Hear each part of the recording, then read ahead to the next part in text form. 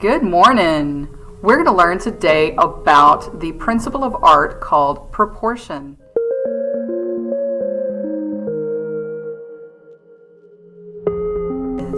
So first, let's define what proportion is.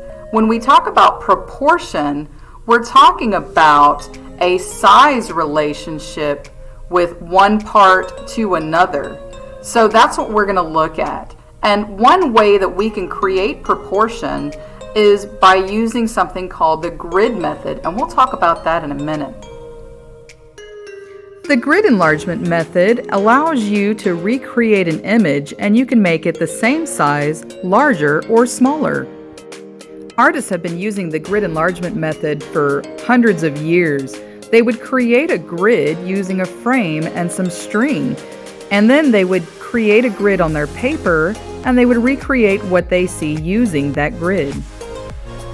All right, let's take a look at this item over here. You can see that I have this poster behind me, and it really is a great example of proportion. So what do you guys see right here? What is that? Right, this is a clothespin.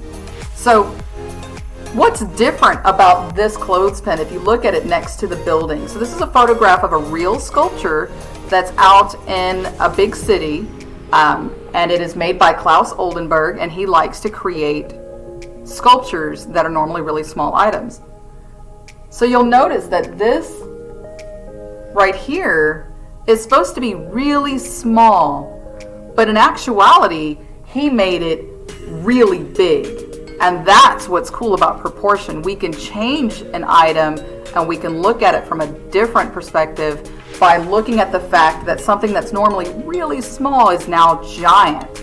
And what that's going to do is that's going to make us feel really small because we're like, oh wow, look how big that clothespin is. Pretty cool. Let's take a look at some other artworks that do the same thing, that kind of play with the idea of proportion. And some of these you might find kind of familiar. Maybe you've even seen the movie. So let's take a look at this image here. This is from Alice in Wonderland. Maybe you've seen it. She needs to get through the little door. So she drinks the potion that's set on the table and it makes her start to shrink. Then she's really tiny, and when she goes through the door, she gets to see the world through a different perspective. Look how tall those flowers are.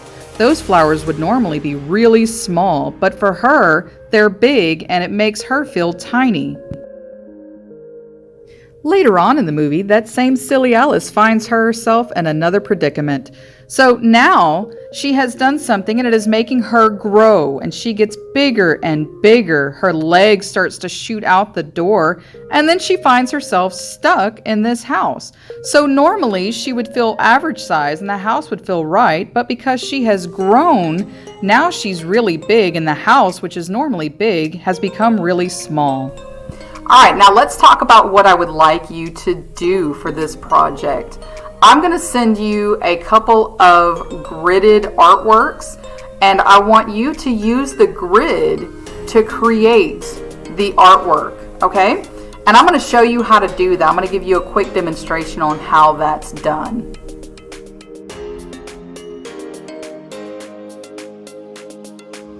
For the first grid, we're going to try to draw the other half of this frog. So what I want to do is make sure that I'm looking at one side and matching it to the other side. So sometimes that requires me counting 1, 2 spaces, 1, 2 spaces. Now I'm going to continue to do this, and I'm going to continue lining everything up with the other side of the image, and I want to try to make it look like a whole frog by the time I am done.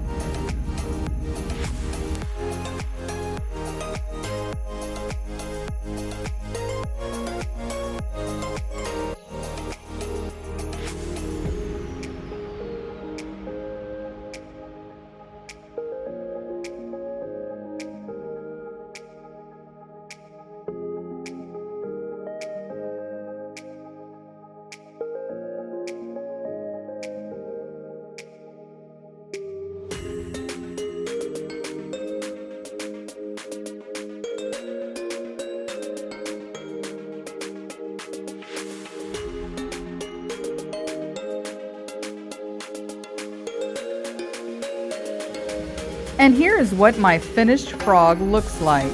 Let's see if you can make a frog that looks like mine.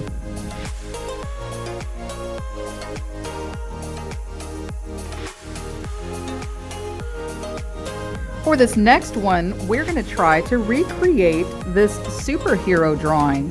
This is a little bit more complicated, but we're going to look at it one square at a time. Square 3 matches 3, 4 matches 4. Oh, look, in square 5, I actually see a little bit of the drawing. So let's go in and start there. I want to try to draw what I see inside that square. And I'm going to put that right here in the corner. Now, as I move on to the next square, I can see that my letters carry on over there, and I'm going to do my best to recreate that image. Now, this may be a little bit hard for you, but I want you to try your best. I'm going to continue doing this from one square to the next until I finish up the whole drawing. Now, this may take you a long time, which is why I'm giving you a lot of time to work on it. But do the best that you can and see if you can match your image.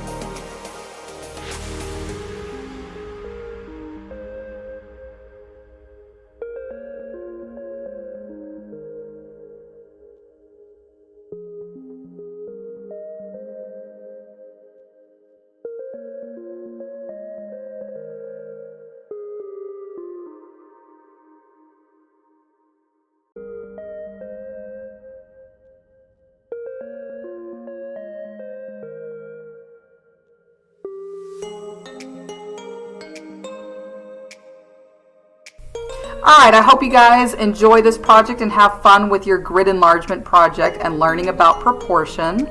And I can't wait to see you guys again, but much love from Miss Settlemeyer, and I hope you guys are doing great, and I hope you guys are feeling great, and hopefully I'll see you soon.